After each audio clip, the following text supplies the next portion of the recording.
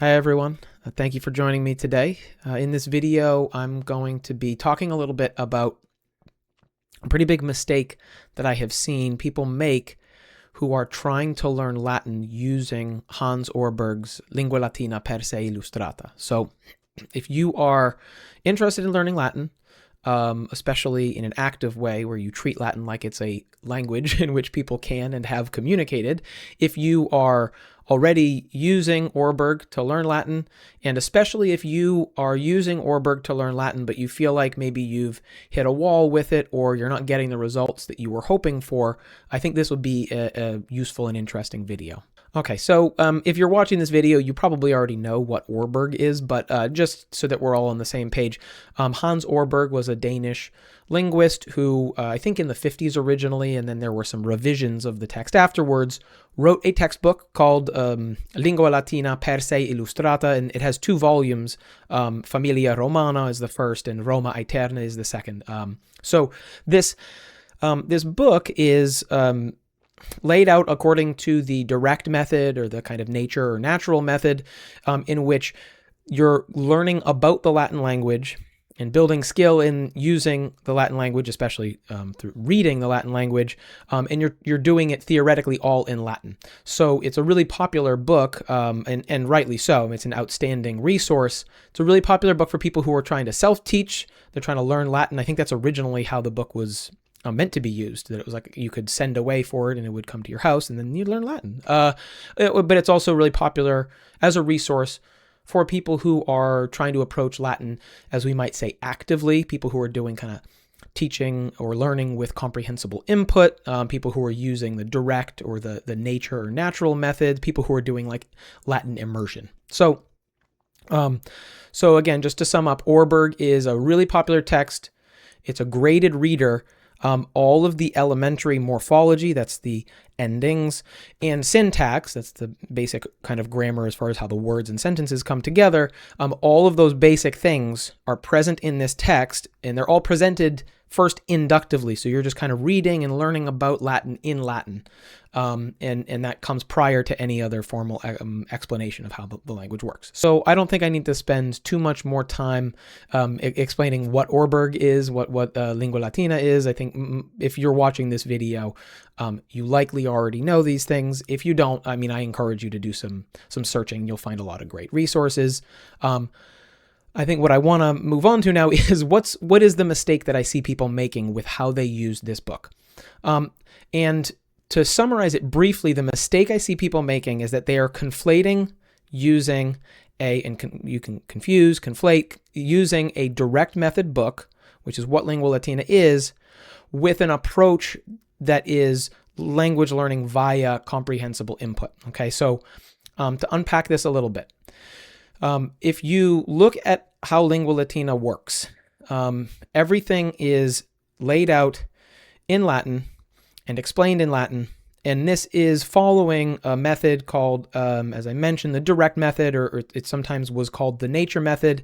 This method, I think you can find textbooks in other languages. None of them are as good as Orberg, but in my opinion, that I've seen, I haven't read all of them, but you can find other textbooks that were laid out, I think going all the way back to the turn of the 20th century, in the late 1800s and early 1900s, you see this method picking up steam of trying to teach a language, just sort of following the natural approach. So you're just hearing a lot of the language, and you're kind of, it's what we think of, I think a lot of people think of now as immersion, although I think it's more than just immersion, and I'll explain why in a second. This direct method approach, though, if you look at the vernacular examples, and especially at the forebears of Orberg, I don't actually know whether he himself was trying to emulate the mostly British Latin and Greek teachers from the early 20th century who were using the direct method, but there was a school of highly accomplished teachers from the early 20th century. The biggest name that you might have heard is W.H.D. Rouse, and he also had a bunch of sort of students, Appleton and Jones, and others who followed in his footsteps. these were people who were using the direct method and applying it to the teaching of Greek and of Latin with some pretty neat results at the turn of the 20th century. Like I said, in the early 1900s, the story I've heard is that basically it ran out of steam more than anything because of the First World War. A bunch of promising students and teachers died, so I don't know, that was kind of the end of the movement to some extent. Although I am pretty sure that it continued on some level, because if you look at the professional literature in the world of classical teaching through the 20th century up until the 60s, you still see, like, you know, people who are trying to do this. But the point is, if you look back at those texts that Orberg either was directly using as inspiration, or that were laid out according to this idea of a direct method text, and if you look at Lingua Latina itself and how the method is supposed to work, it's clear that this is, although it is inductive to a degree, which means that you're supposed to be starting off by just having a language experience in the language, you're then going, the book nevertheless assumes that after you've kind of like read the chapter that you're on, right, Roma in Italia est or whatever, the idea is that you're then going to get lots and lots of active practice. You are going to be doing explicit learning and creating knowledge of the morphology and the syntax. You're going to be creating sort of, you're going to be acquiring skill in using the language, and you're supposed to be doing all that in Latin, but you're supposed to be doing it basically in a way that requires lots and lots of active practice and explicit learning. This becomes really clear if you look at books that, like I said, that people who came before Orberg and were working in the direct method tradition created. Things like Initium and Pons Tironum, which my wife Holly made a really great video about. It's a really, really useful text to use after you've made your way through Lingua Latina. But so if you look at the exercises in those books, and if you look at the exercises at the end of the chapter in Lingua Latina, and especially if you look at the workbooks that are sold as part of the curriculum, it becomes clear that there's supposed to be a lot of intensive practice and study.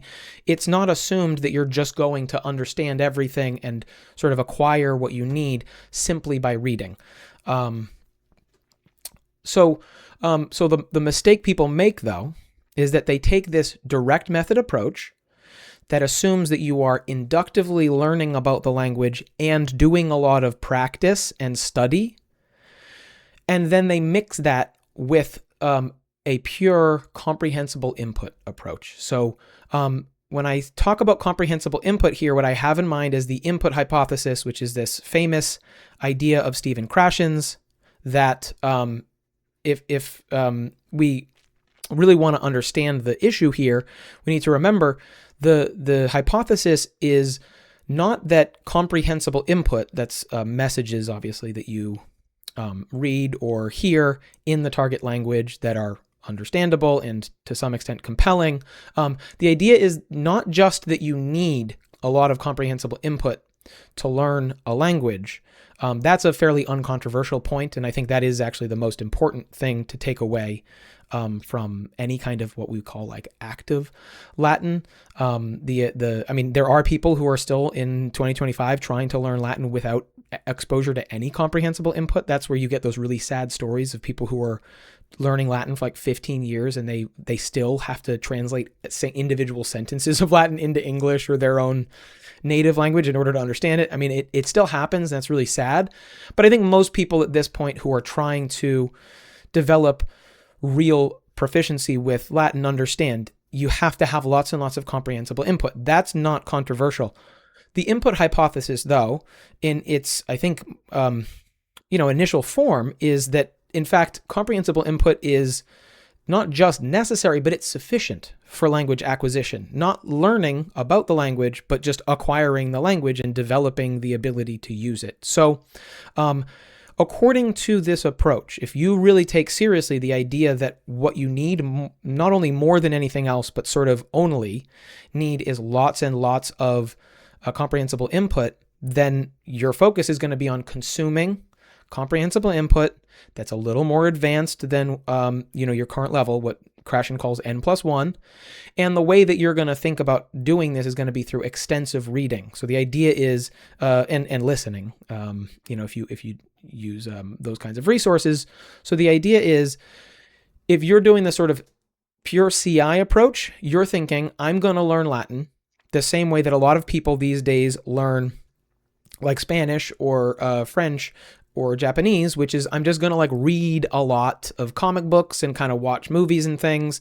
And through exposure and continual exposure to this comprehensible input, I'm going to build language skill. And I don't think there's anything necessarily wrong with that, although I will say I do think, and I have a video on this a little bit topic, I do think that there are some limits to that approach when it comes to a corpus language like Latin. But my point here is just to say, the direct method approach assumes that you are going to be doing some kind of intensive study in the language. The CI, pure CI approach assumes that you're going to be doing a lot of extensive reading. You're just reading and taking in a lot of comprehensible input. Here's where the confusion really causes people problems. So people sometimes mix the intensive text of Lingua Latina with an extensive reading model. And so what that means is they think I've read through, this much of Lingua Latina, maybe the whole book, maybe you like read till chapter 7, maybe you read till chapter 22, whatever. But they think I've made it through, and I've had a lot of people share this with me and kind of say, like, I'm not sure what's going on. I'm hitting a wall. They read through a certain point, and just because they kind of read it and understood it, they're assuming that that means that they got everything that is in that book, because they're kind of mixing the concept that all you have to do is just read and you will learn the language. They're mixing that with a book that was really intricately designed to contain, in a very dense form actually, like really small book, ultimately, it's only like 200 something pages, the entire formal morphology and syntax of the language, all the different endings you need to know, and all the different kind of rules about how, for lack of a better term, tendencies for how the words fit together to create sentences that have meaning. So people assume that if they've read through Lingua Latina, they can move on. And one of the most common pieces of feedback and one of the most common complaints people talk about is they'll read Familia Romana and they feel like, which is the first book in the series, and they feel of the two, and they feel like, oh yeah, like I totally know, I totally like love that book. I know what was going on. I know all about the family and, these like fun stories. And now I'm ready to move on to Roma Aeterna. And what people often find, this is at this point, I've heard this complaint for over a decade, they get to the second book, Roma Aeterna, and like within a chapter or two, they're just struggling because they're like, I don't know, something isn't working. And so this is like a pretty common problem, but I think what people tend to not understand about it is Lingua Latina was not designed to simply be extensive reading. It was designed to be something that you have to study. And so the way to kind of uncover, I think, for yourself, if you're wondering, like, is this the trap that I'm falling into, is not necessarily to ask, have you done the workbook? Because I think some people maybe aren't sold on the idea that you need to do what we would call that kind of explicit and intensive study of the language in order to make progress. Again, I'm not going to really wade into it too much. I personally think that it's not possible to develop reading ability of the corpus of classical Latin without a formal knowledge of the basic morphology and syntax. I think that's been that every person from the late antique, even native speakers had to practice these things. Like if you go back and look at the pedagogical text, it's clear that certain things needed a certain amount of polishing. And certainly after there were no more native speakers, every person who's learned Latin has had to actually, in one form or another, basically commit to memory the morphology and the syntax. But the point is, that's my personal feeling. You don't even have to agree. The question, though, is therefore, if you are trying to learn Latin just from reading Orberg, The question is, how many times have you read it? And this is where I think it becomes most obvious to people, because I hear people say all the time, yeah, I read Orberg. And then I was still having trouble like reading Caesar. And you ask, okay, well, how many times have you read Orberg? And the response is usually like, oh, like I read it once. And this is where, regardless of whether you're trying to learn Orberg using the intended intensive direct method, or even if you're trying to use it for an extensive just CI method, it's not enough to just read it one time.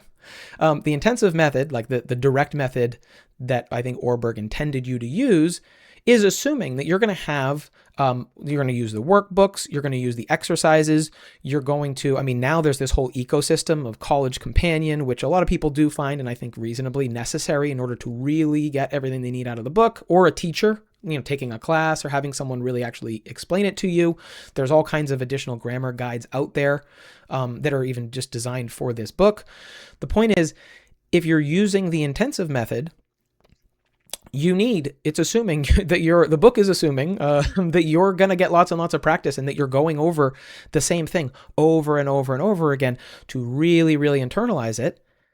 On the other hand, if you want to use the extensive method, where you're just, using comprehensible input, you're just reading and you're not worrying yourself with exercises, which I don't think is totally bad. I will say, I think you should certainly put off doing the exercises.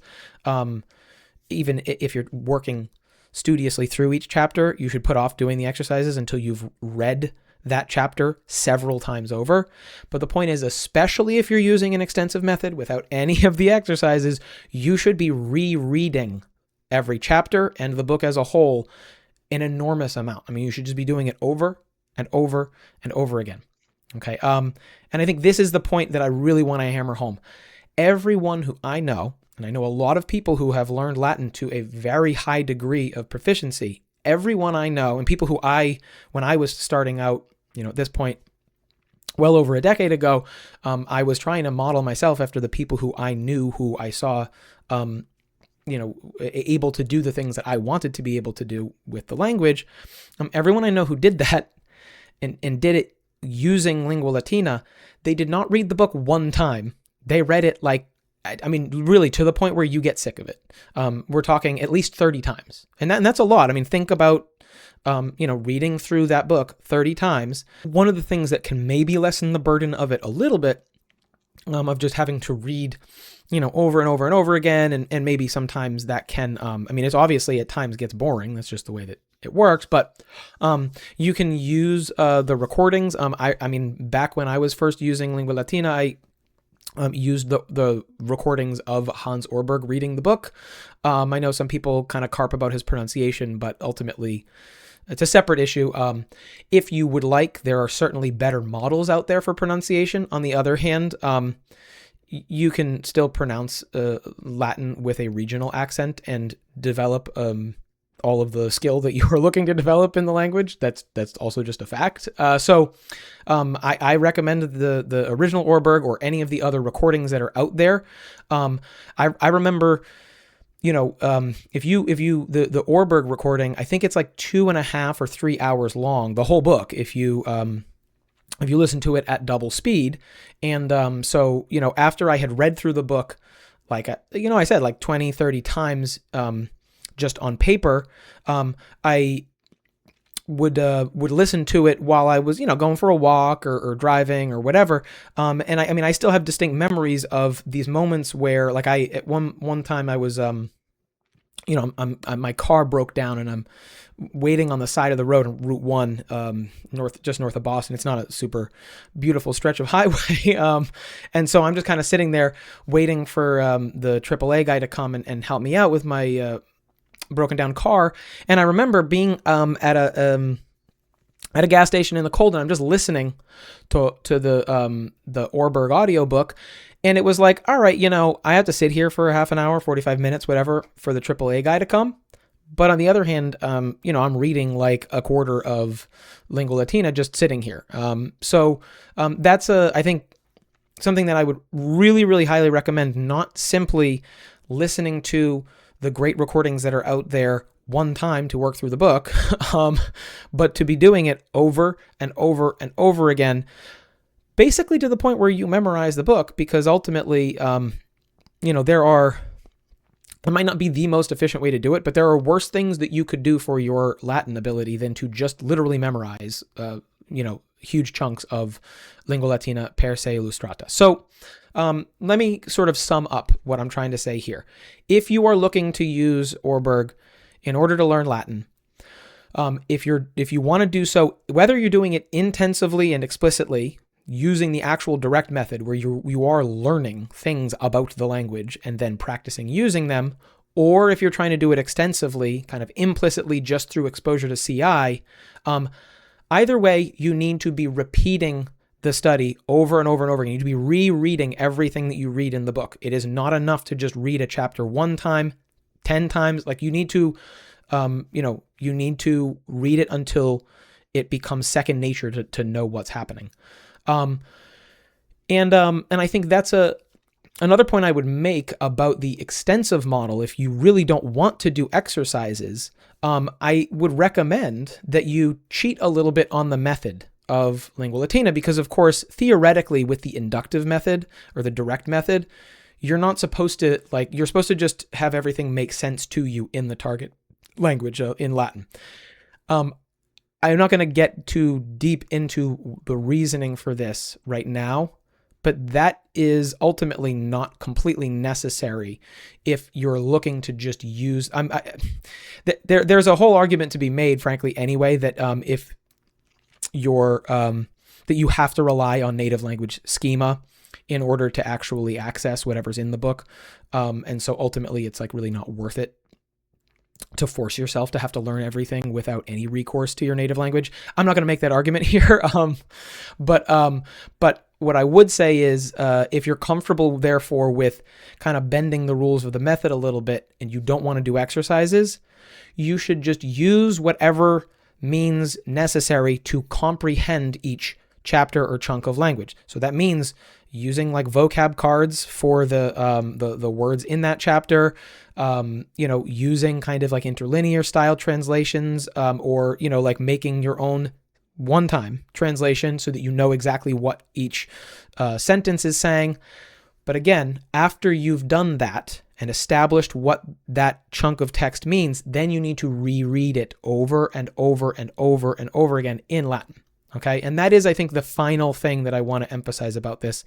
This is something that basically everyone who has used Latin as a means of learning Latin, the use of the language, has understood. The humanist schools that you may have heard about, where in the Renaissance and after the Renaissance in the early modern period, people are using the Latin language as the means of instruction. They're using these colloquia, and kids are learning how to talk in Latin and greet each other. If you go back and actually look at the texts, and you'll find some of these actually read in Latin on my YouTube channel.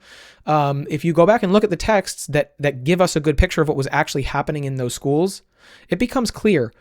Students in those schools were not only using Latin on a daily basis, and reading colloquia and practicing kind of talking in Latin, they were supposed to be memorizing huge chunks of text, both easier and especially huge chunks of authentic text on a daily basis. Yes, they're using Latin, but they're also just memorizing huge chunks of Latin. In the way that they did that was basically to just repeat things over and over again. You've heard the phrase repetitio est mater studiorum. You just need to keep doing it over and over and over again. This is, of course, not necessarily something we want to hear in a world and in an age where our attention spans are so short, and the threshold for kind of boredom, that fastidium is very low. And I totally understand that, I would recommend, of course, that you're not doing this so much that it actually makes you sick of learning the language. There are other things you can do too. You can obviously kind of weave in and out other things that you're reading in order to kind of keep things fun and interesting. I'm not saying that you need to do this in the most aggressive and unpleasant way possible, but my point is simply to say, Don't make the mistake of thinking that just because you read something one time, that you've somehow absorbed all of the, as I said, in a text like Orberg, the very dense and kind of intricately nested information about the language. Don't assume that just because you read it once and you knew what happened in the story, that therefore you kind of possess all of that in your mind. So those are my thoughts on how to use Orberg appropriately. I hope that this video was helpful. Thank you so much for watching, and bene valete.